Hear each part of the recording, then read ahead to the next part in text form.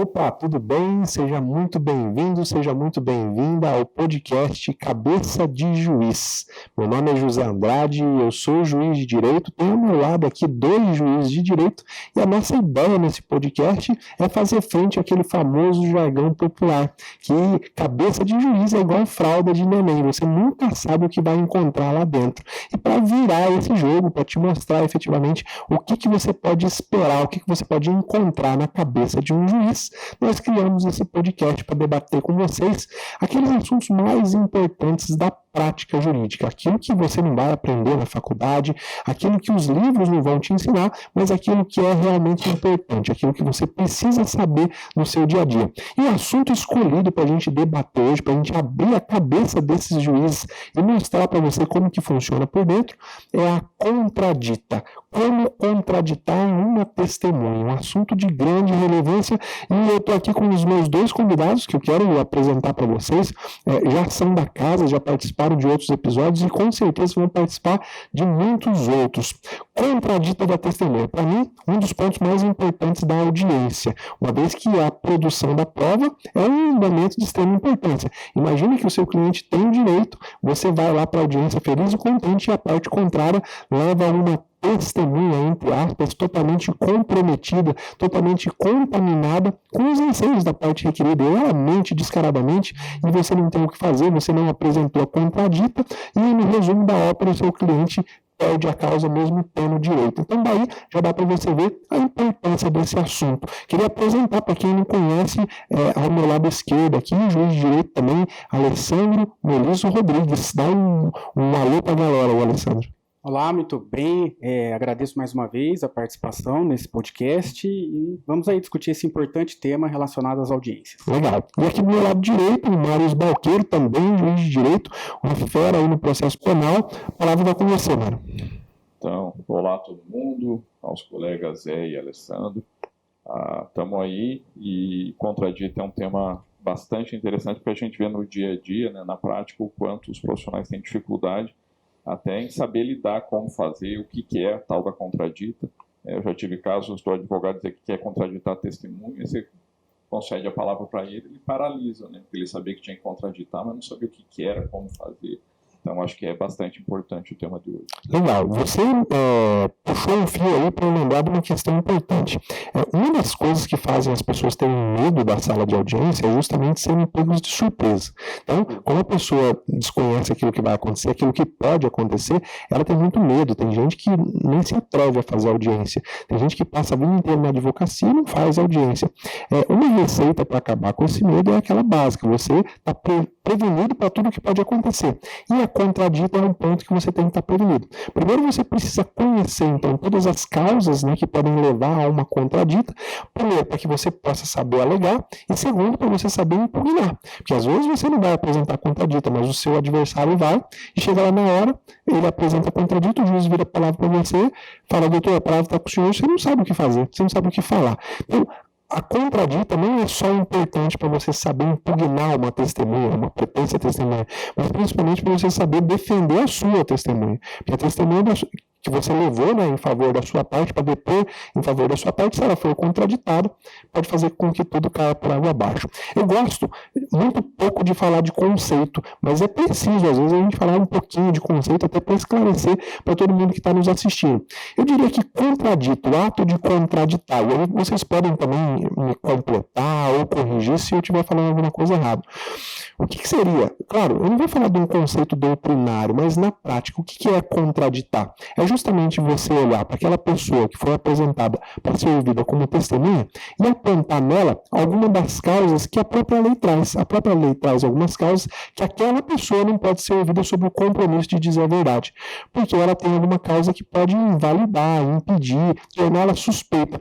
Eu queria passar aqui algumas informações, tá? Se você tiver aí com o seu Código de Processo Civil aberto ou com o seu CPC aberto, você pode anotar que as causas previstas em lei para você suscitar uma contradita no processo civil, e aí vale tanto para a justiça comum, quanto para o juizado especial, quanto para a justiça federal, né? Então, previsto lá no artigo 447 do CPC. Então, a partir do 447, você encontra lá as causas para contradita. Nós vamos ver um pouquinho mais adiante que a lei fala que algumas pessoas são incapazes, tá? Ela chama de incapazes, outras pessoas são impedidas e outras são suspeitas. Já no processo penal, a coisa é um pouquinho diferente. O Código de Processo Penal traz as causas para contradita do artigo 203 em diante. Tem lá uns 4 ou 5 artigos que elencam as possibilidades de contradita no processo penal. E para você ver como que é um pouco diferente, no processo penal a lei fala que algumas pessoas são proibidas de depor. Tá? É diferente do processo civil. O processo civil não proíbe ninguém. No Código de Processo Penal fala que são proibidas de depor. E lá no artigo 208 do CPP, para ser mais específico, o Código fala de pessoas que podem depor, mas que não prestam o compromisso de dizer a verdade. Um ponto que nós vamos tratar aqui, que mais para frente eu vou passar a bola para vocês, é que o Código de Processo Penal não fala em suspeição. Não fala em pessoas que são suspeitas. Então fica aquela pergunta no ar. Então eu posso levar um amigo íntimo para prestar depoimento a meu favor no processo penal? Porque lá no CPP não fala como causa de suspeição. Não existe causa de suspeição. E nas regras do CPP não tem nada esclarecido sobre isso. Nós vamos falar mais disso na hora que a gente chegar no ponto da suspeição. Eu queria passar aqui rapidinho sobre as causas de incapacidade, tá? Estão previstas lá no parágrafo 1º do artigo 447, aquelas pessoas que nunca se ouvem. Tem pessoas que nunca se ouvem, você pode até querer arrolá-las como testemunha, mas o juiz vai indeferir porque o código é taxativo. Fala, não, essas pessoas nunca serão ouvidas, tá? E lá no inciso 1º fala que a pessoa que é interditada por enfermidade ou deficiência mental. Óbvio, né, que se a pessoa não tem a plenitude da capacidade mental, como é que ela vai ser ouvida como testemunha? O depoimento dela pode prejudicar ainda mais. Também aquele que por enfermidade ou um problema mental no tempo dos fatos, às vezes a pessoa tinha um problema, hoje não tem mais, mas o que importa é a retrospectiva daquilo que aconteceu no tempo. Se naquele tempo, no tempo em que os fatos aconteceram, ela tinha um problema mental, ela nunca vai ser ouvida. Tá? O cego e o surdo, quando a ciência do fato depender dos sentidos que lhe faltam. Tá? Então, a exceção aqui, a lei fala que essas pessoas nunca serão ouvidas, mas na prática pode ser sim que às vezes o cego, tá, se a percepção que lhe falta, que é a visão, não for impeditiva, ele pode contribuir com aquilo que ele ouviu, tá? Às vezes ele conhece melhor do que ninguém a voz das pessoas, né? De fato eu estava lá no escritório, eu ouvi o fulano falando isso, a voz era efetivamente dele. Então a gente não pode ver isso como taxativo, tá? Falando nisso, passando a primeira bola, vocês já tiveram alguma vez hipótese de ouvir pessoa cega ou pessoa surda em algum processo? Já tiveram essa experiência? Eu já tive mais de uma vez. A pessoa muda, por exemplo, né? Aí a pessoa sentou, comecei a fazer a pergunta e a pessoa só fazia aqueles... Gesticulava. Gesticulava aqueles ruídos, né? E eu perguntei se a pessoa sabia ler e escrever. Ela conseguia ler, né? Falando devagar, ela fazia a leitura labial. Então, aí foi perguntado se ele sabia ler e escrever, ele disse que sim, então eu fazia as perguntas e ele respondia, né, por escrito. E como ela era uma testemunha de viso, né, a questão se ele tinha presenciado ou não o fato, eu não lembro o que era o fato agora, então perguntava para ele tinha visto e ele sabia explicar, né, era uma pessoa capaz, o problema dele era de mudez e não de capacidade intelectual. E agora, recente, faz pouco tempo, eu tive um caso que atendendo uma outra comarca, onde a pessoa pedindo para que ela fosse ouvida, a pessoa sentou, mas era nitidamente incapaz, né? Aí eu perguntei para o advogado, né, qual que era a intenção, e ele disse, porque a família pediu para ouvir, mas aparentemente nem ele sabia que a pessoa era incapaz. Mas conversando, você via que a pessoa não sabia nem onde ela estava. Daí é óbvio que seria um caso aí de impossibilidade auditiva. Aí a importância de antes da audiência, eu sempre recomendo isso aos meus alunos. O advogado deve se entrevistar com as testemunhas, deve conversar com elas, até para saber se o que ela sabe é importante ou não para o processo. Eu sei que tem muito advogado que fica com receio, eu vou conversar com a testemunha, vai chegar lá na hora, a testemunha vai falar para o juiz que eu conversei com ela. Olha, não tem nenhum problema você conversar, tem problema você instruir a mentir. Isso tem problema. Agora, claro, chamá-la para o seu escritório, ou então ir até a casa dela e perguntar, olha, o que você sabe desses fatos? O que você presenciou? E explica, eu preciso saber disso, porque se o seu depoimento for importante, eu vou te arrolar. Se não for, você não vai precisar nem ir lá. E aí a pessoa vai contar. E eu sempre recomendo que o advogado grave essa entrevista. Por quê? Primeiro, justamente para evitar qualquer problema, de depois a testemunha falar, ele foi lá, ele me coagiu, ele falou isso e aquilo. Não, grava, informa a testemunha lá no escritório, a gente tem o costume de gravar, para a gente ter em nossos registros e não há nenhum problema, tá? Não há nenhuma ilegalidade, nenhuma ilicitude você gravar uma conversa sua com outra pessoa. O que você não pode é gravar uma conversa que você não participa entre duas pessoas, tá? Aí tem ilicitude. Então, entrevistas com a testemunha justamente para você antever alguma dessas situações de incapacidade. Às vezes o seu cliente não te fala, mas a pessoa tem lá um retardo mental e chega na hora da audiência, isso é constatado, causa lá um constrangimento, um atraso, você talvez estava contando com aquele depoimento e vai acabar perdendo. Agora, dentro ainda das incapacidades, tem uma aqui que é a que mais causa problema prático, e aquilo que eu acho que eu tenho certeza que a galera mais tem dúvida. A lei fala que são incapazes de depor aquele que tiver menos de 16 anos. E aí o bicho pega, né? Porque tem muita gente, principalmente nas causas de família, que quer arrolar um menor, quer arrolar uma criança que presenciou, às vezes quer arrolar até aquele filho que está lá na disputa no meio da guarda, né? E aí o parágrafo 4º, tá? O parágrafo 4º do artigo 447, ele fala que, sendo necessário, pode o juiz admitir o depoimento das testemunhas menores, impedidas ou suspeitas. Então, dessas que nós falamos de incapacidade, a exceção que a lei abre é para o menor. E aí começa a primeira pergunta: quando que vale a pena ouvir um menor de 16 anos? E aí a gente vai começar a abrir a nossa cabeça na percepção de magistrado. Quando que efetivamente vale a pena? Eu vou dar um pouco aí da minha percepção e vou passar a bola para vocês. Eu, como advogado, eu deixaria para arrolar um menor de 16 anos, no caso dele ser a única, ou pelo menos uma das únicas testemunhas presenciais. Se eu posso escolher entre o maior e o menor, eu vou escolher sempre entre no caso, o maior. Você pensa assim também, Alessandro? Sem dúvida. Também acho que nessa situação, se houver a possibilidade de ouvir outras testemunhas que também presenciaram o fato e elas não se enquadram nesta situação de incapacidade, a menoridade, eu acho que aí é mais válido o advogado não queimar esse cartucho e enrolar a testemunha que é maior, que é capaz. Agora, nos casos extremos em que aquela testemunha é uma testemunha-chave, porque presenciou o fato e não há outras, ou as outras que presenciaram não foram encontradas, enfim, aí nesse caso, sendo relevante o depoimento deste menor, eu entendo adequado o seu arrolamento, e aí ao fazer essa indicação dessa testemunha, o advogado pode justificar que, neste caso, foi a única testemunha que presenciou, tem conhecimento direto sobre aquele fato que é relevante, aí o juiz vai aplicar, sem dúvida nenhuma, a exceção e vai poder ouvir essa testemunha sem problema nenhum. Aí entra o que eu sempre falo para os meus alunos, uma dica prática. Toda vez que você ouvir aqui nesse podcast, ou em qualquer vídeo meu falando dica prática, eu falo assim, faz assim com o ouvido, chega mais perto da tela para você poder ouvir. A lei fala: pode o juiz admitir o depoimento. Isso significa que na prática você vai ter que convencer o juiz, porque o juiz pode, então cai no subjetivismo, você precisa convencer. E como que você vai convencer? Justamente fazendo isso que o Alessandro falou. Mostra a importância naquele caso concreto. Olha, juiz, essa é a única testemunha, ou essa estava numa posição privilegiada, ela vai saber dar maiores informações. Se o juiz perceber que você tem 3 ou 4 testemunhas e você arrolou um menor, ele vai falar: não, menor nós não vamos ouvir. Você precisa convencê-lo, tá? Justamente porque a lei fala que pode o juiz admitir. Esse não é um poder-dever, o juiz ele controla a produção da prova. Se há uma incapacidade e o menor é tido como incapaz, e por que ele é tido como incapaz? Pela razão óbvia, né? Quem não tem uma maturidade suficiente, ainda a lei considera que só os maiores de 16 têm uma maturidade, talvez não vai saber interpretar bem os fatos da vida.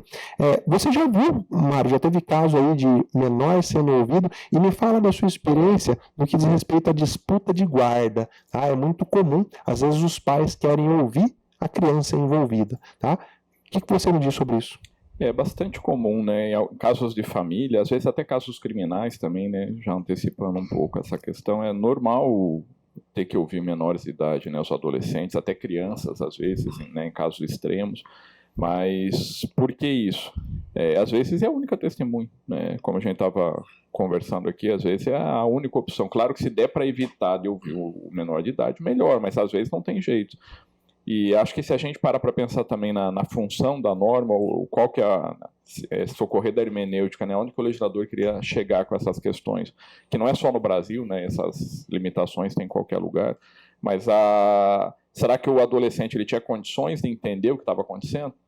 Uma coisa é eu arrolar um adolescente para ele falar se a a parte do contrato estava sendo coagida na hora da discussão. Às vezes ele não vai ter esse discernimento.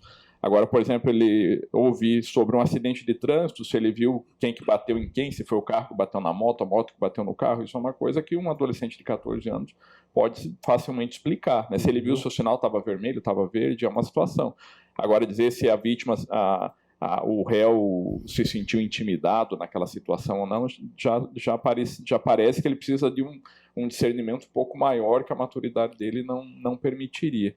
E a outra é a proteção, né? A gente tem que ter em mente também que aqui essa questão de vedar, a princípio, a participação de adolescentes, também tem a proteção integral dos menores de idade. Então, será que ouvir esse adolescente vai colocar ele numa situação de risco, né? Uma situação que não é conivente, não é conveniente para o Estado, né, levar essa criança, às vezes, para ser testemunha, não vai expor ela perante os pais, vai colocar ela numa situação difícil. Então, onde que a norma quer chegar? Porque a gente vê muito no dia a dia, às vezes o profissional de direito se limita a dizer, o artigo tal fala isso, ponto, né? Mas qual que é a intenção do artigo, onde que o artigo queria chegar? Nas ações de família, muitas vezes, envolver a oitiva do menor causa constrangimento, né? Porque ele está numa disputa entre o pai e a mãe. Tem que ponderar isso, né? Se vale a pena ou não. Porque às vezes o juiz até já tem o seu convencimento formado com as outras provas e aquela prova seria a oitiva do menor desnecessária. E é uma oitiva completamente diferente, né? A gente vai ouvir um adulto é uma coisa, você vai ouvir um menor, você tem que às vezes ir rodeando, né? Ouvir o adolescente, uma criança, às vezes tem que ir perifericamente até chegar no fato, ganhar a confiança daquela pessoa. Né? Você perguntar, diga sobre tal coisa, que ele não vai saber. Falando em termos práticos, eu na atividade da magistratura, principalmente em questão que envolvia a guarda da criança, é muito comum os pais, eu quero ouvir a criança na expectativa de que a criança vai falar que eu prefiro viver com o pai, eu prefiro viver com a mãe. Quando eu sinto que esse é o objetivo, eu já indefiro.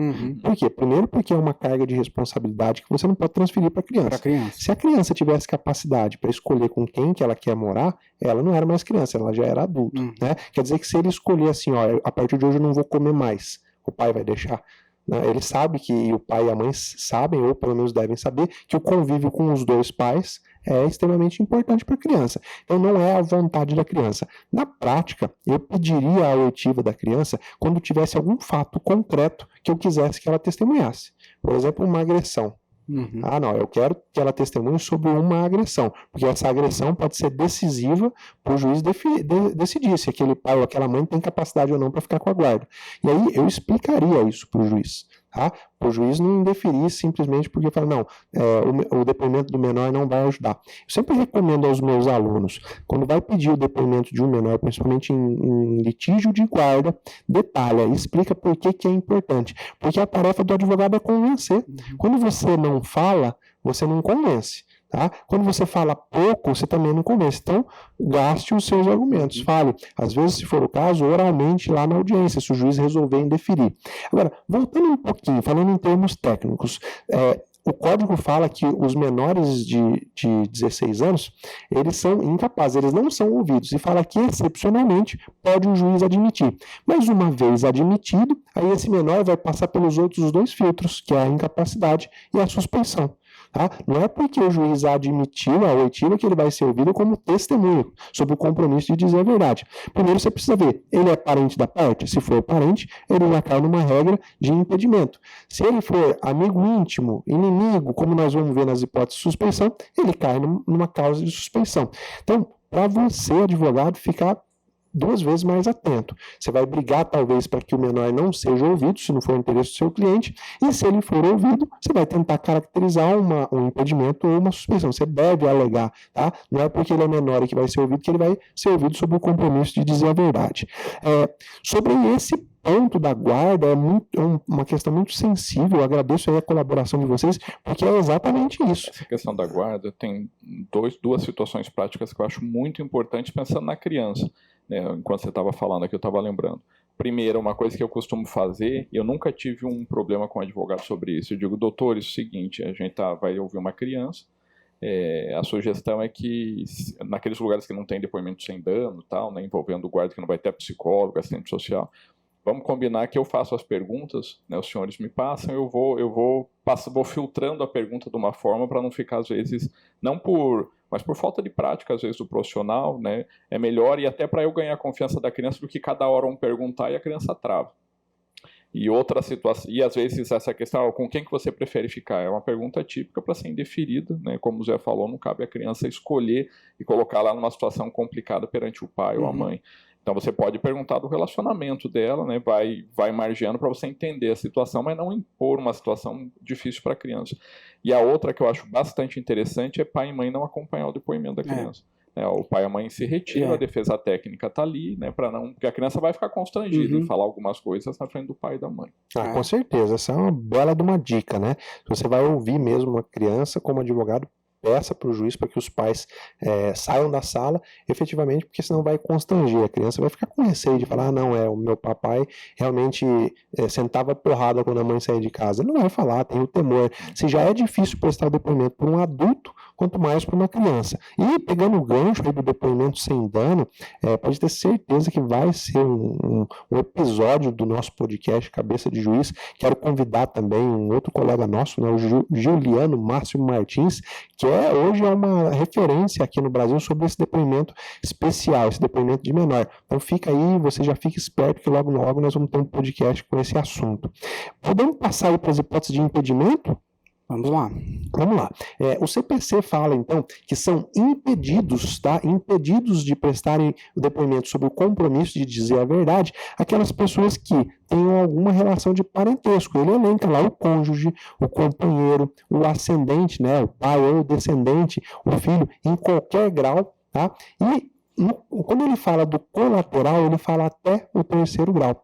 E aqui tem uma questão prática que eu sempre digo, o primo. O primo pode ser ouvido, então, como testemunha, mediante o compromisso de dizer a verdade? A princípio pode, porque o primo está fora, ele não é um colateral de 3º grau, tá? Ele é colateral de 4º grau, então o primo pode. O grande problema é que se o primo tiver uma relação de amizade com o primo, que geralmente acontece, né? Eu com os meus primos, a gente é quase irmão, tá? Com a grande maioria deles. Então, o advogado, quando for contraditar uma testemunha, uma pretendente testemunha por ser primo, você não vai alegar esse impedimento, você vai alegar a suspeição. Você vai falar, olha, não existe impedimento, porque o primo é um colateral do 4º grau, mas existe amizade íntima, tá aqui as provas, eles estão sempre juntos e etc. E aí você consegue ter sucesso. Então, fica essa dica prática do primo, tá? Mas com a brecha aí da e fala também que são impedidos de depor aquele que é parte na causa, obviamente, mas não tão óbvio assim, tá? Não é pouco comum você ver, por exemplo, tem 3 pessoas no polo passivo e o autor arrola uma delas como sua testemunha. Você já viu isso, Alessandro? Sem dúvida. Muitas vezes isso acontece na prática, é óbvio, né? A parte não pode ser testemunha, tem interesse direto na causa, enfim, mas na prática isso acontece sim, bastante. E aí o código fala também que são impedidos aquele que intervém numa causa como tutor, como representante de pessoa jurídica. Óbvio, o que a lei quer mostrar? Que pessoas que têm vinculação objetiva, que dá para provar essa vinculação. O tutor, você prova a vinculação, tem lá, né? O termo de tutela, o representante da pessoa jurídica tem lá a representação. Mesma coisa o grau de parentesco, não dá para a pessoa negar. Tá lá na certidão de nascimento. E aí a gente vai para as causas de suspeição. Essa aqui é onde mais dá problema, é onde mais tem o subjetivismo. E onde há subjetivismo é a hora de você realmente enxergar o que acontece, o que se passa na cabeça do magistrado. A lei fala, são suspeitos, ou seja, não podem ser ouvidos sob o compromisso de dizer a verdade. E o primeiro item é o inimigo da parte ou o seu amigo íntimo. E aí começa os grandes problemas. O que é amizade íntima? Eu queria ouvir vocês dois aí. O que vocês entendem na prática como amizade íntima? Porque é isso que o advogado precisa saber para ele alegar ou para ele se defender. Quer começar, Alessandro? Sim, vamos lá. Esse eu acho que talvez seja a hipótese que na prática mais se apresenta, né? Para fundamentar uma contradita, a alegação de que aquela testemunha é amigo de uma das partes. Mas o código, quando ele coloca essa situação como causa de suspeição, ele qualifica essa amizade, né? A amizade é íntima. Então não é aquela amizade que decorre do fato da pessoa conhecer outra. Não é porque eu conheço aquela pessoa e aquela pessoa foi arrolada como testemunha, que ela é considerada meu amigo, apesar de ter uma relação que eu diria próxima, de conhecer há anos. É muito comum, olha, eu conheço a parte há tantos anos. E isso já liga a luz para que o advogado alegue, olha, então há um impedimento, uma suspeição aí em razão da amizade íntima. Mas não é, eu entendo que a amizade íntima é aquela que extrapola. O mero conhecer, o mero conviver esporadicamente, tem que ser algo a mais, porque senão a gente restringe muito a testemunha ser compromissada, né? Eu acho que o que caracteriza bem essa ideia de amizade íntima é o fato de conviver na mesma residência, de viajar junto, de ter os mesmos interesses, né? Às vezes até econômico, tem uma sociedade, tem alguma coisa em conjunto, enfim, algo a mais do que um simples conhecer. Conhecer não significa que esta amizade seja a ponto de justificar uma causa de impedimento. E você, Mário, como que você vê a questão da amizade íntima? E só para fazer um adendo, na semana passada eu estava fazendo um treinamento, eu conheci um termo que eu confesso que eu não utilizava, não via nesse sentido, que é o termo desengravidar uma palavra. Tá? Tirar da palavra aquilo que está oculto dentro dela. E eu acho que esse é o caso. A gente precisa desengravidar. O que é amizade íntima? Tá? Trazer para um contorno mais fácil de entender. Porque é até constrangedor, né? Às vezes você vira para a parte e fala, você tem amizade íntima? Não tem intimidade nenhuma, porque eles confundem a intimidade com algum tipo de relacionamento. Mas na sua visão, Mário, o que é essa intimidade aí? Essa questão de amizade íntima, né? O inimigo ainda é mais difícil de dizer, na verdade, eu sou inimigo mortal da pessoa. Né? Mas a questão da amizade íntima talvez seja a mais recorrente e, ao mesmo tempo, a mais difícil de demonstrar. Como você disse, é diferente do parentesco lá, né, que é documental, a incapacidade que é nítida, agora a amizade íntima é mais delicada. E às vezes, se a pessoa está mal intencionada, ela vai omitir que é amizade íntima, ela vai dizer que não é amiga íntima, que só é mero conhecido. E só que isso também o juiz vai conseguir perceber, ainda que não consiga demonstrar na contradita. Ao longo do depoimento, o juiz vai verificar se aquela pessoa está preocupada em contar o que ela sabe ou ela quer defender a parte. Porque, de acordo com o tipo de depoimento, né, que a testemunha presta, na cabeça do juiz ele está percebendo se ela está ali como testemunho, está ali como um advogado prático da parte. Porque ela fala, não, eu acredito que não é assim, não, eu não vi, mas com certeza não é desse jeito. Então ele deixa bem claro que ele não está ali para falar o que ele sabe, que é a função da testemunha, mas está ali para defender a parte. Né? Isso, na cabeça do juiz, já vai, né, teve bem a calhar com o nosso nome aqui do podcast. Né? Na cabeça do juiz, essa testemunha não vai ser utilizada. O grande problema está aí, né? Primeiro, entender o que cada juiz considera amizade íntima ou não. A jurisprudência dá alguns contornos, mas ela não fecha a questão. Eu sempre vejo a questão da amizade íntima, a frequência a casa uma da outra com constância, tá? Então, são perguntas que, naquele momento da qualificação, eu não vou virar e falar, você tem amizade íntima? Dificilmente alguém fala, não, eu tenho. Eu pergunto, vocês frequentam a casa uma da outra, vão em festa de aniversário, vai em velório de parente? Eu vou tentando pegar pelas beiradas, e aí eu acredito que também é o papel do advogado pesquisar esse tipo de coisa. Se você vai apresentar uma contradita, você precisa levar para o juiz prova desses elementos. Tá aqui, né? Olha aqui nas redes sociais, eles estão juntos hoje, estão juntos semana passada, estão juntos mês passado, viajaram junto 3 vezes ao longo desse ano, e você vai juntando comprovação. Hoje a rede social deixa muito rastro, as pessoas gostam de se exibir e deixam o rabo para trás. Então, para você como advogado, suscitar uma contradita por amizade íntima, primeiro você vai ter que mostrar para o juiz qual é essa intimidade, aonde que ela está caracterizada, e mostrar nas provas. Tá? O que pouca gente sabe é que a prova da contradita pode ser inclusive testemunhal. Tá? Aí eu estou aqui do meu lado esquerdo com o rei das provas. Né? A prova, a contradita, nós vamos falar um pouquinho do procedimento dela mais adiante, ela tem um procedimento próprio. Você pode produzir qualquer tipo de prova para provar a contradita, não é isso mesmo? Sem dúvida. E o momento adequado é no momento em que é feita a contradita. E o que a gente vê na prática? Que raríssimas vezes, ao longo desses 18 anos de magistratura, eu peguei algum caso concreto em que o advogado fez a contradita e apresentou a prova. Normalmente, ele apenas alega o fato impeditivo ou de suspeição e fica por isso mesmo. E aí cabe né, a nós que estamos conduzindo a audiência, indagar a pessoa, né, para extrair dela, do depoimento dela, alguma relação ali que vai caracterizar, por exemplo, a amizade ou não, como essas perguntas que você já mencionou aqui, dizendo se frequenta a casa, se já viajou juntos, tem algum negócio junto, enfim, nesse tipo de pergunta para poder extrair dali se é mesmo ou não uma hipótese de acolher esta contradita. Mas a prova tem que ser produzida naquele momento, né? E ouvir testemunhas que são levadas à audiência só para isso é plenamente válido.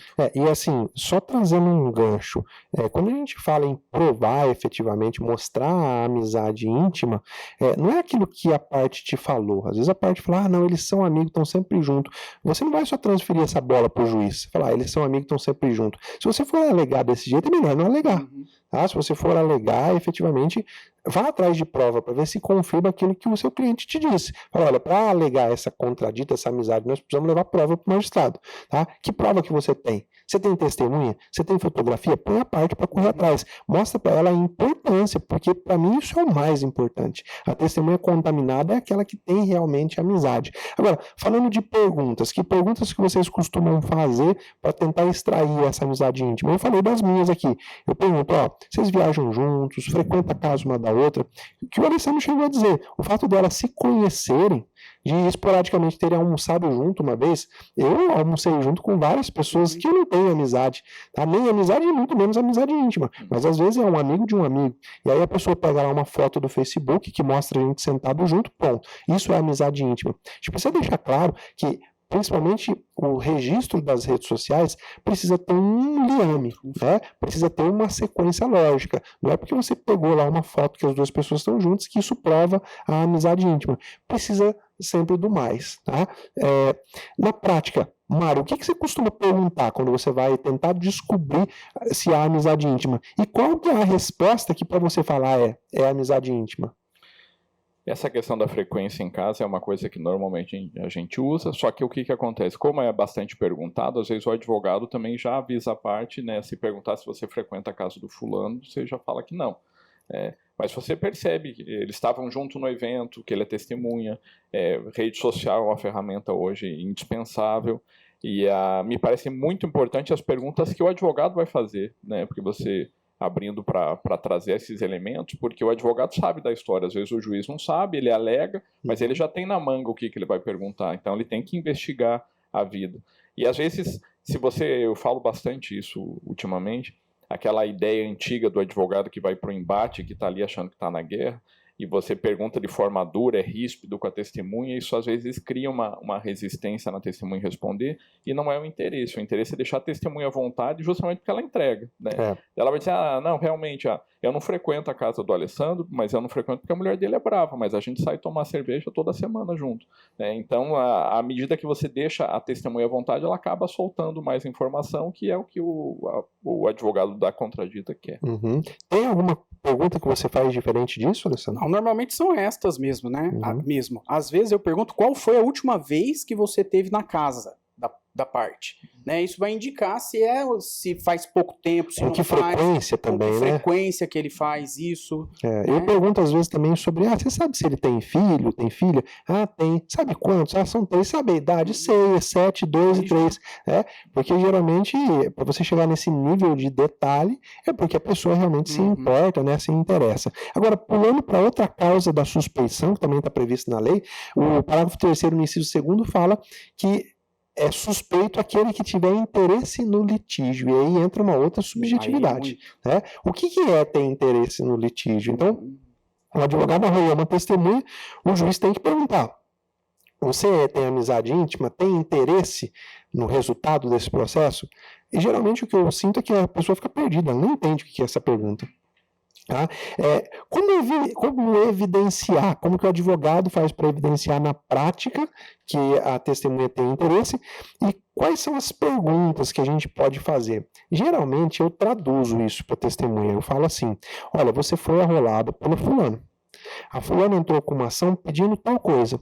Se ela ganhar, você vai ficar feliz, vai ficar triste ou para você tanto faz? Se ela fala para mim tanto faz, pronto, para mim limpou a questão do interesse, embora eu possa fazer outras perguntas. Agora, se nessa pergunta ele já abre os olhos e fala, não, eu vou ficar bem feliz, você já começa a ver que, pô, ela tem interesse, o interesse dela não é só estar ali para dizer a verdade, pode ser um indicativo. Então, eu costumo fazer esse tipo de pergunta. Como que vocês fazem para extrair se a pessoa tem interesse no litígio ou não? O Mário quer começar falando aí? Eu acho que uma situação interessante é o caso concreto. Eu estou pensando aqui, situações que podem acontecer, às vezes parece... vai ouvir a pessoa, quem que é? Ela é ex-mulher da parte, né? Ex-esposa, ou ex-marido, seja lá o que for. Aí você pergunta, não, mas há quanto tempo? Não, estou separado há 10 anos, né? Ou seja, não é cônjuge, é separado. Tem algum interesse? Não tem interesse nenhum. Ele tem a vida dele, eu tenho a minha e tal. Vocês se dão bem? Não, a gente se respeita, ele é pai dos meus filhos, né? E etc. Só que a hora que pergunta, mas paga a pensão? Paga. Né? Ou seja, ela fala que não, mas sabe que se ele for condenado a pagar uma fortuna, vai atrapalhar na questão dela. A questão patrimonial, né, que eventualmente pode repercutir em relação aos filhos dela, pode ter repercussão também. Mas aí também depende do feeling do advogado de mostrar isso, né? Peraí, mas está vendo que ela diz que não tem interesse, mas ela também não quer que ele seja prejudicado, condenado a pagar 100 mil, né? Isso pode gerar uma situação difícil para ela, de forma indireta. Então, vai depender muito do caso concreto. Uhum. E você, Alessandro, tem alguma coisa que você evidencia esse interesse? Sim, normalmente eu pergunto se ela tem um interesse na causa, a pessoa não entende o que é isso, e eu traduzo da seguinte forma. Se a pessoa que arrolou você como testemunha vencer a demanda, você vai ter algum benefício? Né? Você vai ter alguma vantagem em relação a isso? Aí normalmente a pessoa fala que não, e aí então eu não faço o comprometimento, ela é ouvida como testemunha, e muitas vezes no curso do depoimento se extrai que ela tem sim algum interesse. Isso já aconteceu comigo algumas vezes, até recentemente num caso que ficou bem emblemático. Uma autora adquiriu um imóvel, e para adquirir o imóvel ela contratou o serviço de uma corretora. E a corretora fez o levantamento dos documentos, fez toda a análise das certidões negativas, das partes e tudo mais, fez a intermediação e o levantamento da documentação. E depois que o negócio foi feito, pago, ela entrou na posse do imóvel, a autora perdeu o bem. Perdeu o bem porque quem vendeu não era dono. No caso, aí houve uma fraude, e aí por evicção foi reconhecida a nulidade dessa venda, enfim, ela teve que devolver o bem. E aí ela entrou com uma ação contra o cartório de registro de imóveis, por ter feito uma escritura pública mediante documento falso. E essa corretora foi arrolada como testemunha, porque ela que fez, né, ela tinha conhecimento dos fatos, do que tinha acontecido. E aí ela disse que não tinha nenhum interesse na causa. Quando começou o depoimento dela, ela estava tão comprometida com aquilo, porque ela se sentia culpada pelo golpe sofrido pela autora, que ela chorou no depoimento.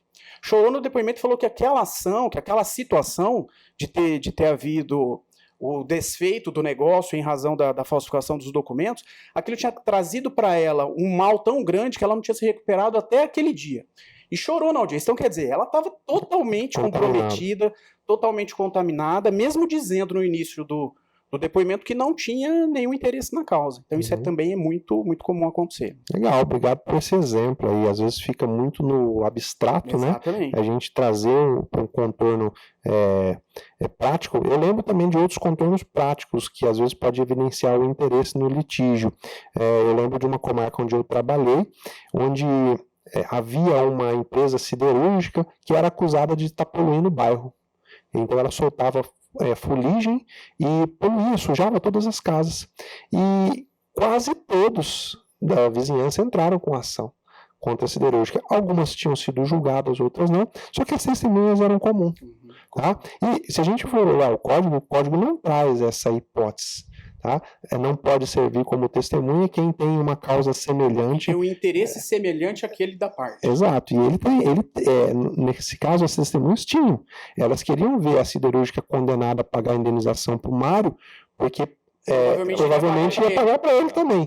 Tá? Então, a gente precisa entender que a gente precisa pegar a prática e encaixar nessas situações de interesse no resultado do processo, mas o principal mesmo é você mostrar para o juiz qual é o interesse. Tá? Não é um interesse jogado no ar. O interesse é esse mesmo. Ele quer que o Mário ganhe porque ele também vai ganhar uma indenização. O uso capião é muito comum, principalmente de área invadida. Todas as áreas, né, são invadidas. Às vezes a pessoa ainda não entrou com os capião, mas já falou, eu sou sua testemunha, depois você é minha. Isso é muito comum. Tá? Então, procure sempre investigar. Você, como advogado, fazer essa investigação, às vezes perguntar para a testemunha, você tem ou pretende ingressar com alguma ação semelhante a essa? Principalmente nessas ações que envolvem posse e propriedade, que aí você vai descobrir. Na Justiça do Trabalho, eu sei que isso é muito comum. Tá? Às vezes a pessoa apresenta lá o colega de trabalho ainda não entrou com a ação, mas ele está só esperando o desfecho para entrar também. Então, e eu sei que na Justiça do Trabalho, esse tipo de causa, os juízes são bem mais reticentes até para aceitar uma contradita nesse sentido, porque senão você acaba esvaziando, não vai ter ninguém que pode ser testemunha. Tá? Mas a Justiça do Trabalho tem o seu entendimento, em muitos casos, bem diferente da Justiça Comum.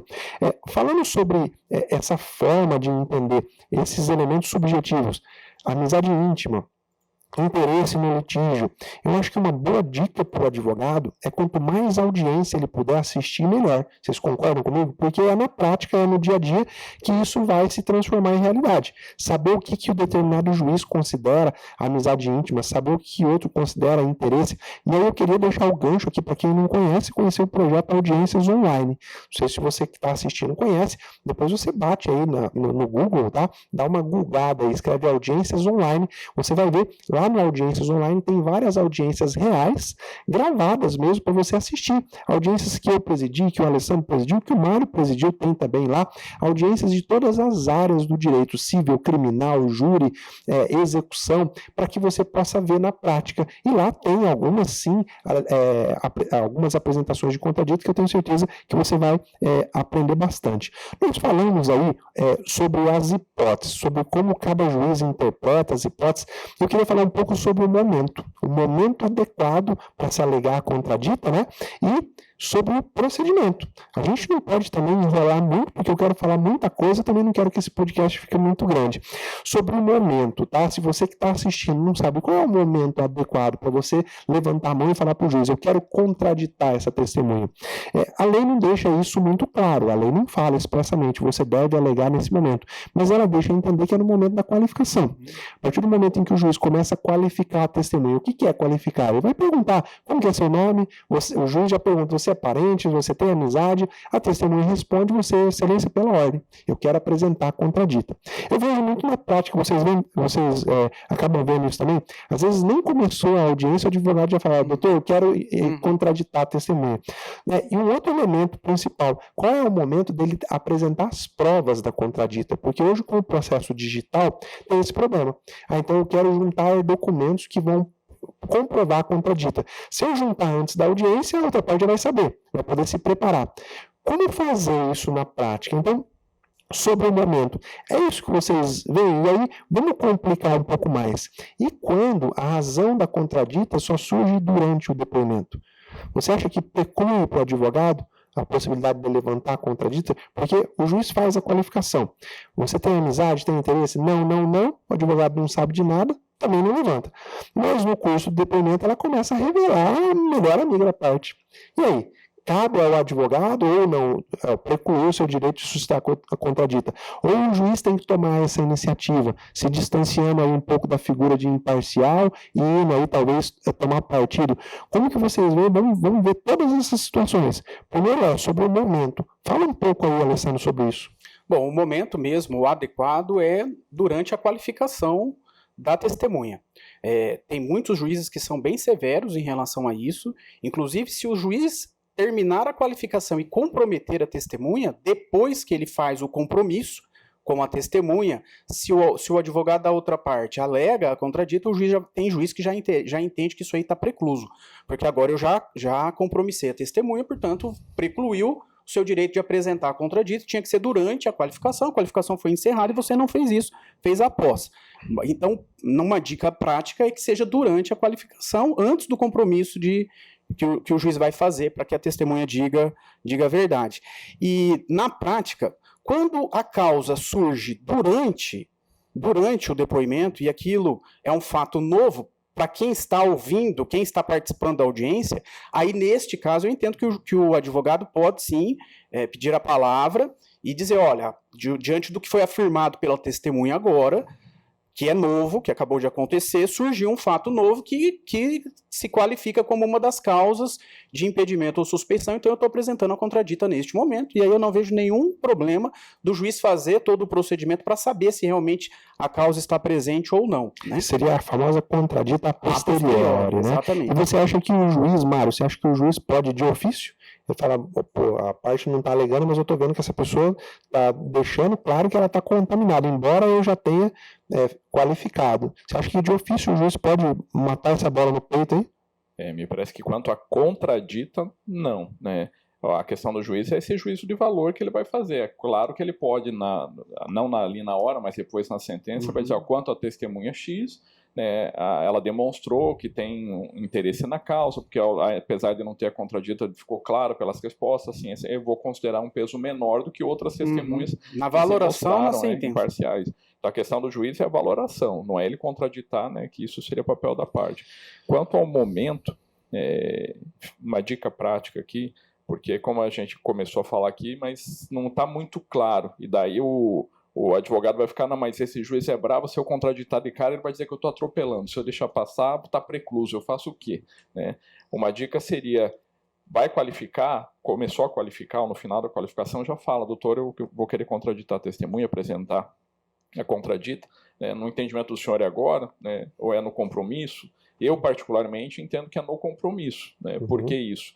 Não, o entendimento maior é na qualificação e tal, mas praticamente, se a hora que você pergunta se a testemunha tem interesse, não tem, se ela promete falar a verdade, se ela, né, a hora que você faz as perguntas, me parece que é a hora, o assunto não está relacionado à qualificação, mas ao compromisso em si. Então, creio eu que o momento ideal seria o compromisso, mas não é a corrente dominante. Então, me parece que o ideal seria pergunta já na qualificação, doutor, eu vou querer contraditar agora, no compromisso, não vai deixar passar, porque se for depois... É que na prática esses dois atos eles se misturam, né? O juiz faz a qualificação, já emenda ali com o compromisso, então eu acho que o que deixar passar é o juiz falar, então você vai prestar o depoimento sobre o compromisso de dizer a verdade. Se você viu que o magistrado vai falar, excelência pela ordem, eu gostaria de contraditar, né, não apresentei antes porque eu não sabia o momento adequado, você não pode deixar o juiz compromissar. Uma vez compromissado, ele vai ver, pô, doutor, mas... Agora, também não precisa ter tanto rigor técnico assim, né? Acho que os magistrados que também nos assistem precisam entender qual que é o seu papel no jogo. O papel no jogo não é ficar ali aplicando falta por qualquer empurrãozinho, não, né? Então, tem que ser um pouco maleável. Agora, eu já tive caso que o advogado quis contraditar no final do depoimento. A hora que terminou, eu passei a palavra para ela, para ver as perguntas que ela tinha, ela falou, primeiro eu queria contraditar a testemunha. Falou, esse momento já passou. Inês está morta.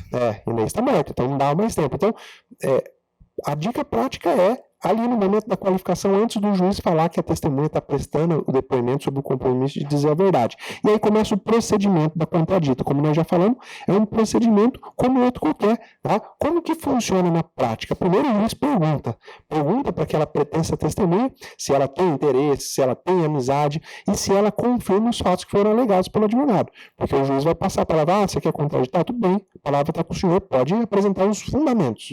Aí ele apresenta os fundamentos, às vezes oralmente, às vezes ele vai ditar para o escrevente. Depois que você apresentar os fundamentos, o juiz vai perguntar para a pretensa testemunha. Você confirma? Geralmente ela fala que não. Geralmente ela já, não confirma, não tem amizade íntima. Aí o que o juiz faz? Pergunta, vira para você e fala, você tem prova da contradita? Você quer produzir prova dessas suas alegações? E é o momento de você dizer, olha, sim, já juntei no processo, está lá as fotografias, ou eu trouxe testemunho.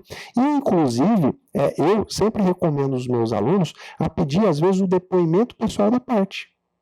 Tá? Da parte contrária. Tá? Como prova da contradita. Por quê? A testemunha negou, por exemplo, que elas frequentam a casa uma da outra. Negou que elas frequentam o aniversário uma da outra. E aí, eu sempre falo, eu apresento uma técnica, ela é bem ousada. O advogado precisa estar num nível um pouco mais avançado para usar. Eu digo o seguinte, se você quer apresentar uma contradita, mas você não tem prova, no começo, na qualificação, você fala para o magistrado, olha, eu vou apresentar a contradita, mas eu não queria que a parte ou ouvisse os argumentos da contradita, porque depois eu vou querer ouvir no depoimento pessoal. E o juiz tem que falar para a parte sair. Você vai fazer as perguntas para a testemunha, frequenta a casa uma da outra, vai no aniversário, sabe se tem filho, e as respostas dela vão estar gravadas. Depois você fala, a prova da minha contradita é o depoimento pessoal. E você chama e faz as mesmas perguntas. Se as respostas não baterem, é óbvio que tem alguém escondendo a verdade, que tem alguém tentando mentir. Mas uma dica prática, como que você vai apresentar prova documental sem a outra parte ver? No processo digital, há a possibilidade de você marcar a peça como sigilosa. Quando você marca a peça como sigilosa, só quem consegue ver é o magistrado e você. A outra parte não consegue.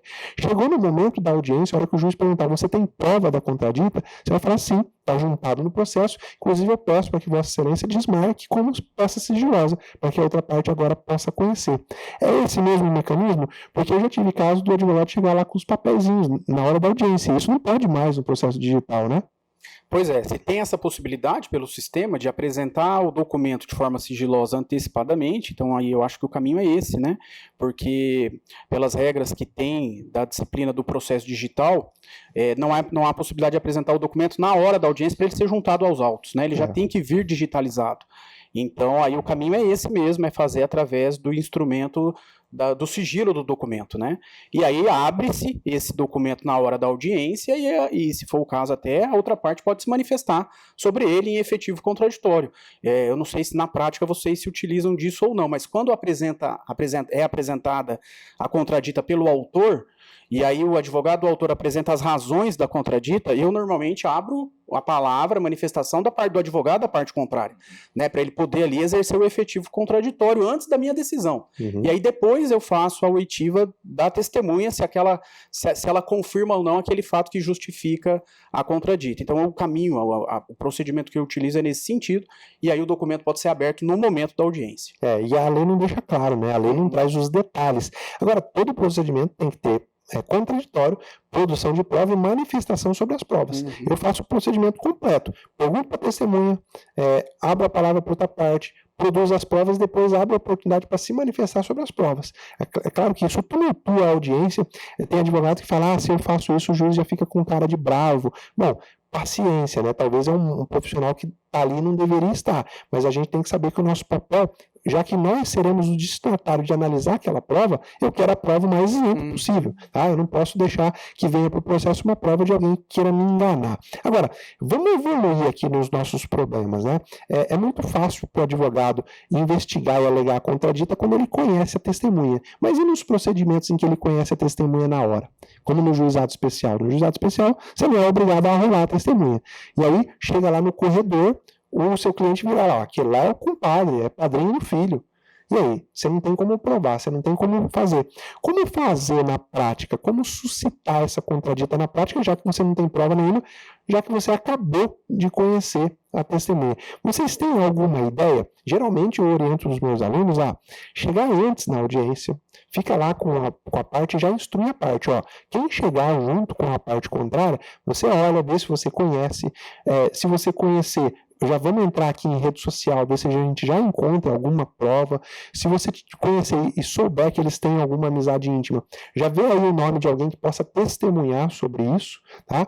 Porque se for um caso extremo, você vai alegar, você deve alegar a contradita. E o problema em baralho você não tem nenhuma prova naquele momento. Se você não conseguiu nada nas redes sociais, mas o seu cliente falou, não, eu tenho várias testemunhas que eles são culpados, que eles jogam bola e bebem cerveja todo dia junto. E aí, na prática, como sair dessa enrascada? Você tem alguma ideia, Mário?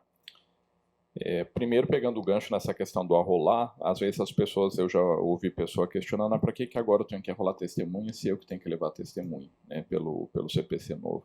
E tem essa função, né, rolar para que a outra parte saiba quem vai ser ouvido, possa levantar a vida dessas pessoas. A outra situação agora, pensando aí no juizado principalmente, a parte pode acompanhar a audiência e não é por acaso também. Ela está ali para subsidiar o advogado de informações que o advogado não tem como saber se a testemunha é amiga íntima, não é, tem interesse na causa. Às vezes, como é que o advogado vai perguntar, vai trazer informações se ele não sabe? E essa informação, às vezes, a parte sabe. E avisar o advogado, né? Vamos supor que passou a contradita e ele não falou, né? Ou não tem provas, né? Eu particularmente penso que ainda que seja ajuizado, o momento continua sendo no início, né? A não sei que isso sobrevenha uma situação nova, né? uma situação superveniente que apareceu no curso do depoimento. Mas não impede que a parte, através do seu advogado, consiga demonstrar a falta que a testemunha tem essa relação com a parte. Começa a fazer as perguntas e demonstra que eles jogam bola junto, demonstra que eles têm uma intimidade. Então, ainda que a contradita não tenha ocorrido, mas na cabeça do juiz, ele está percebendo que aquela pessoa não é equidistante das partes. Você tem alguma dica prática, alguma coisa que você sugere, alguma carta na manga que o advogado pode tirar nessa hora? Pois é, no juizado tem esse complicador, né? O juizado ele é para facilitar processualmente a atuação das partes, mas como não há a arrolação prévia das testemunhas, não há como você ter conhecimento de quem vai ser trazido de testemunha pelo seu adversário. Em casos em que as partes conhecem as testemunhas do adversário no corredor da audiência, aí ainda é possível você alegar isso antes do início da audiência. Mas e naqueles casos extremados em que as partes ou os advogados não conhecem aquelas testemunhas que foram arroladas pelo adversário, nem sabe que aquela pessoa que está ali no corredor vai ser ouvida como testemunha e é pega de surpresa realmente no momento em que ela é chamada a entrar na sala de audiência. Nesses casos extremos, o que eu entendo? Eu entendo que não é possível fazer a contradita ali, na qualificação da testemunha, porque não tem como ainda fazer uma pesquisa se tem uma relação de amizade, se frequenta a mesma casa, enfim, algum argumento que poderia ser justificado ali para apresentar essa contradita naquele momento, no momento da audiência. Aí eu entendo que o advogado pode se valer na prática do seguinte expediente. Ele pede a palavra, diz que não tem conhecimento daquela testemunha, que aquela testemunha foi apresentada naquele momento, e que ele se reserva o direito de fazer uma pesquisa posterior à audiência, e se ele constatar alguma causa de impedimento ou suspeição, ele vai alegar isso nas alegações finais, por exemplo. Ou ele vai alegar posteriormente, né?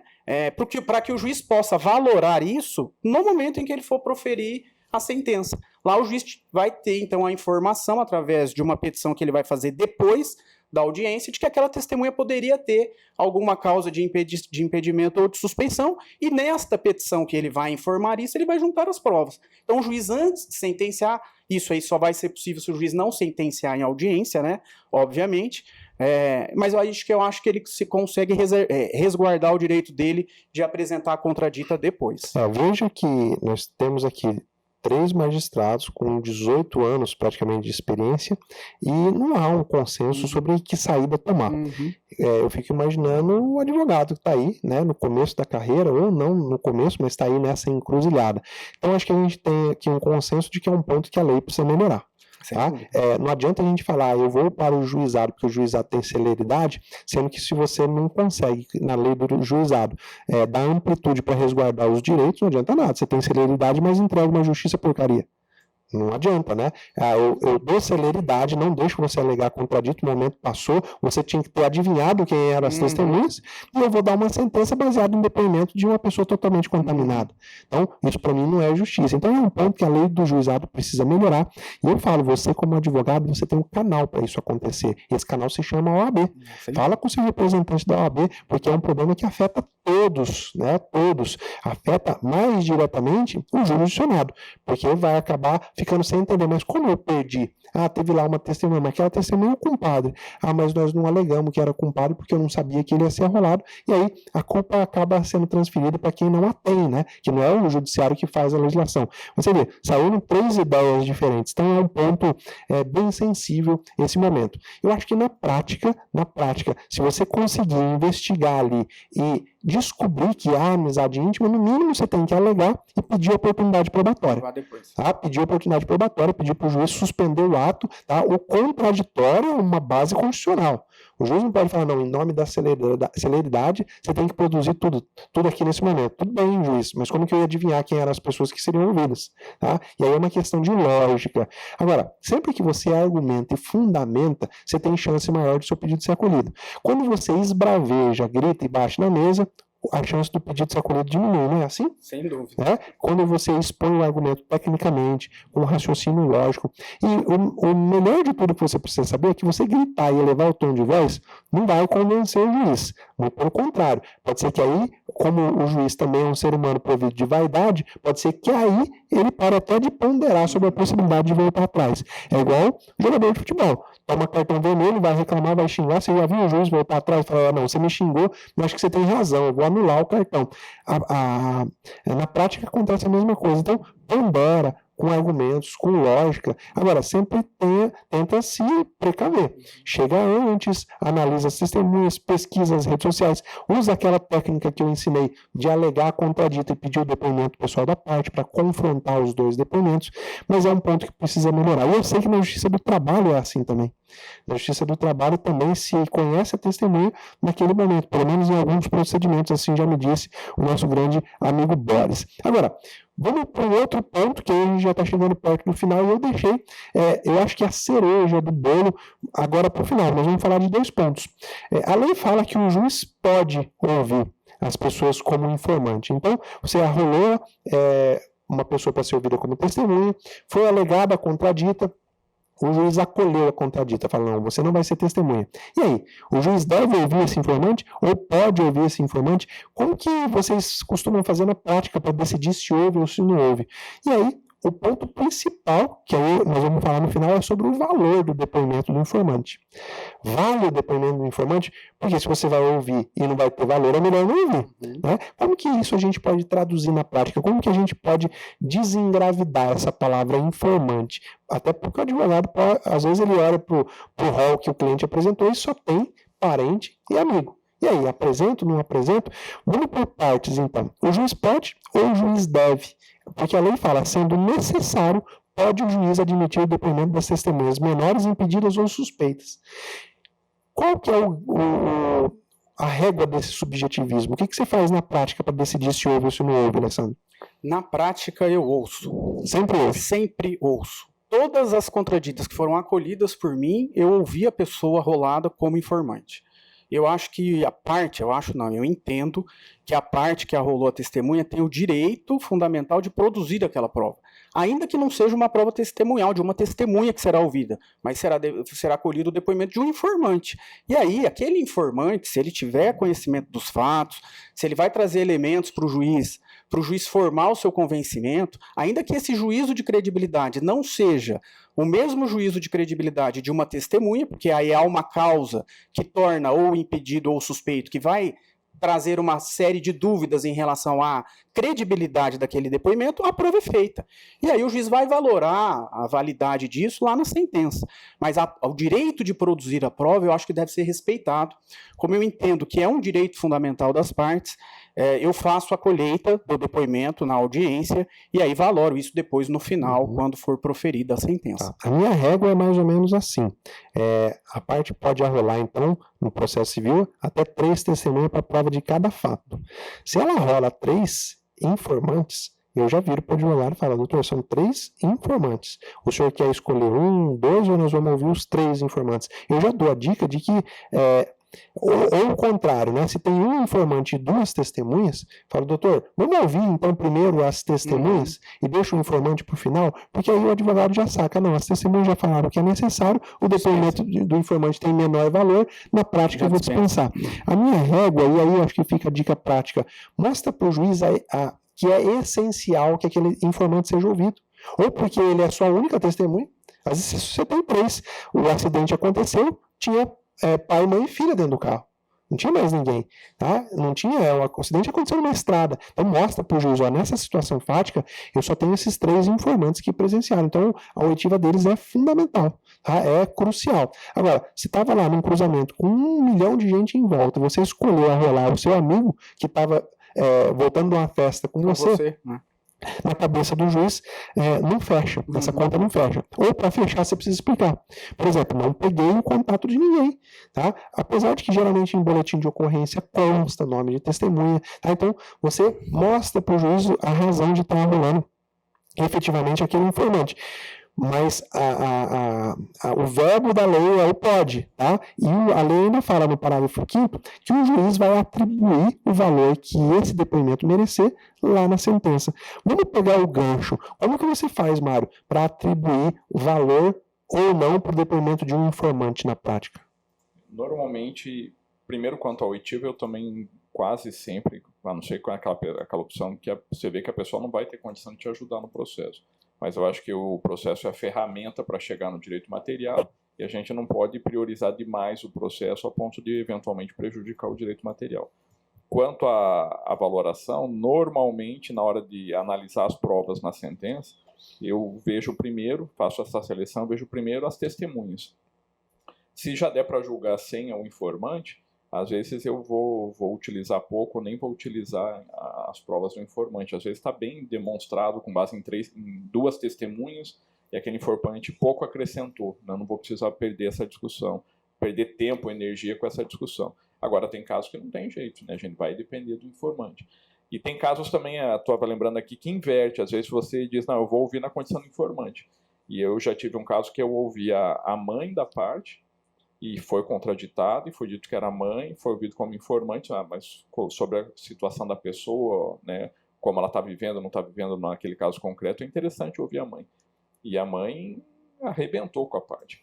Ele falou, é meu filho, mas é melhor que ele responda por isso, ele não tem limite, ele errou sim, eu como mãe não consigo segurar, quem sabe vocês consigam. Então, na verdade, o advogado também acho que não sabia, né, que a mãe ia vir como mãe e cobrar que o filho tem que ter limite porque ela não consegue. Né? Foi a melhor testemunha da outra parte, foi o informante. Às vezes o depoimento do informante pode prejudicar. E aí eu quero saber do Alessandro, você arrolaria a sua sogra como seu informante? O que ela falaria de você, Alessandro? Olha, certamente falaria muito bem, viu? Minha sogra me trata muito bem, eu tenho esse privilégio aí de poder ter uma sogra que a gente se dá bem. Seria uma boa informante. Seria uma boa informante. E me fala aí sobre o valor, como que você faz para valorar? Eu vou adiantar um pouquinho do que eu faço.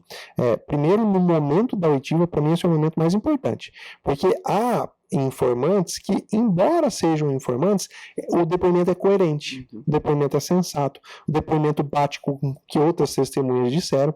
Agora, há informante que você nem pergunta, ele já começa a responder. Ele já começa a responder e direto naquele problema que é o cerne do processo. Testemunha também. Isso é fácil. Mas o informante mostra o grau de contaminação quando ele te responde sem você ter perguntado, quando ele puxa muito mesmo a sardinha, quando ele, o Mário já até disse aqui, isso aí eu não presenciei, mas eu tenho certeza que ele não faria. Pô, mas como assim tenho certeza, né? Então aí já entra o subjetivismo da vontade. Quando esse depoimento tem esses graus de contaminação, eu praticamente descarto. Agora, o problema é quando as provas são baseadas só em depoimento de informante. Aí você tem que fazer um balizamento aí com outros elementos, com alguma prova material e principalmente com lógica, né? Às vezes a pessoa fala uma coisa e esquece que aquela coisa não tem lógica, não tem sentido naquilo que ela está falando. Qual que é a sua experiência na valoração do depoimento do informante? Pois é, isso é um ponto-chave do processo, né? Como valorar os depoimentos, né? Tanto do informante como da testemunha. O fato de só ser informante já faz com que o depoimento dele tenha menos credibilidade do que o depoimento de uma testemunha que foi compromissada? Talvez não.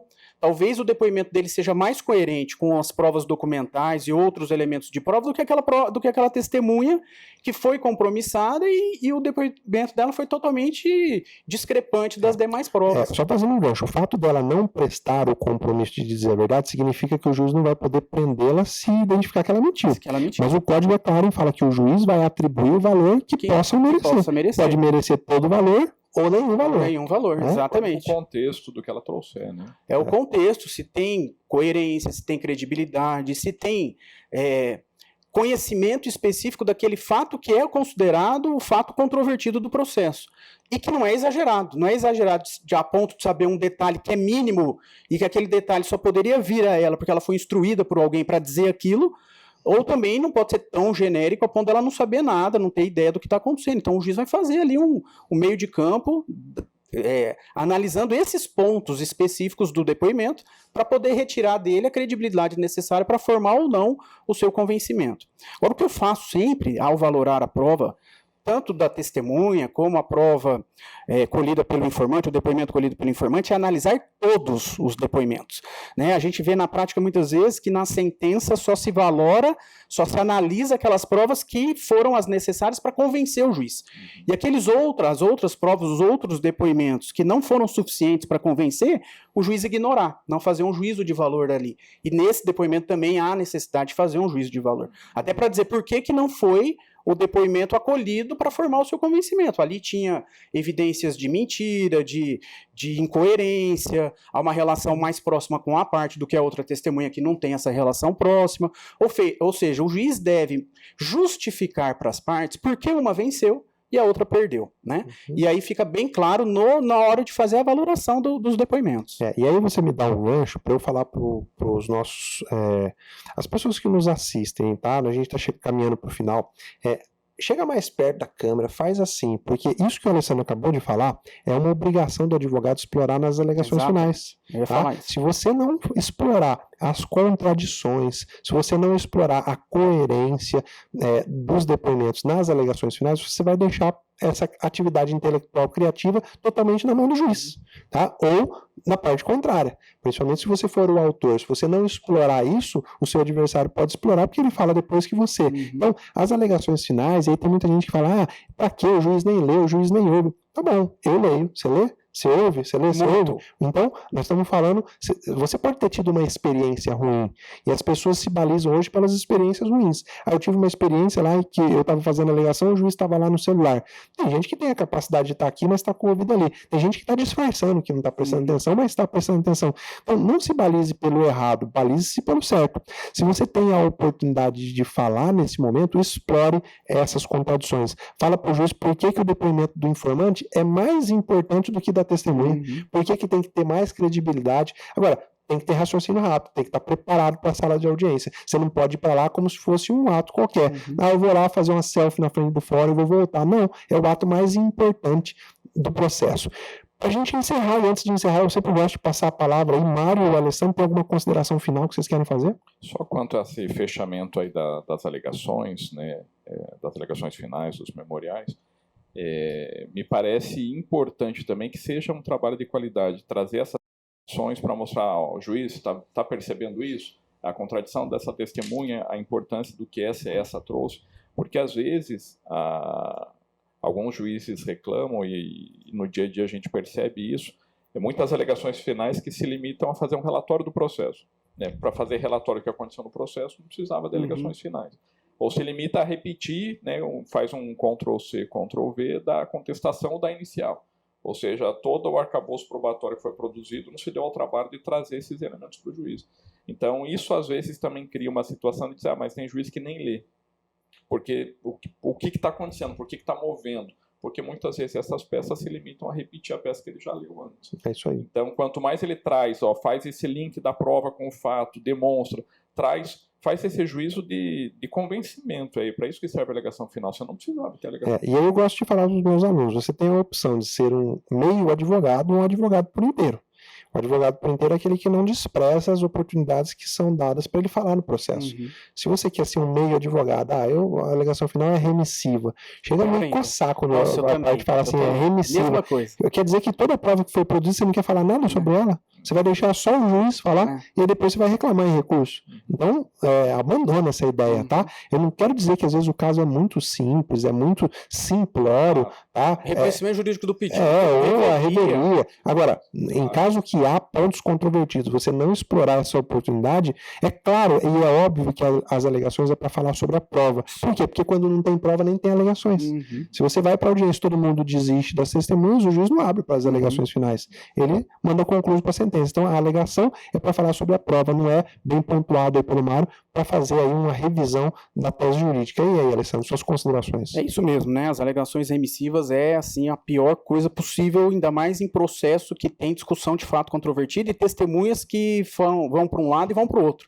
É o momento processual adequado para o advogado enaltecer aquela testemunha que foi ao encontro da sua tese e mostrar para o juiz que a testemunha que foi contra a sua tese, ela tem algum problema de credibilidade, tem algum vício naquele depoimento que vai retirar a credibilidade do que foi relatado, né? No mais, quero mais uma vez agradecer aí a participação, foi ótimo, esse é um tema riquíssimo e eu espero que tenha sido muito útil aí para toda a sua audiência. É isso aí, galera, olha, mais uma vez, podcast Cabeça de Juiz, abrindo aqui 3 cabeças para te mostrar na prática como que o juiz pensa esse tema tão relevante da contradita. Agora, o meu desejo é que você tenha consumido todo esse material e agora coloque em prática, tá? Não deixa guardado para você não. Se você de alguma forma gostou, não gostou, rola o dedo para baixo aí, deixa um comentário, tá? Escreve aí algumas ideias que você tenha para novos podcasts. O nosso interesse é que você cresça a cada episódio, como nós estamos crescendo nesse debate. É isso aí, eu te espero no nosso próximo episódio do podcast Cabeça de Juiz. Um grande abraço.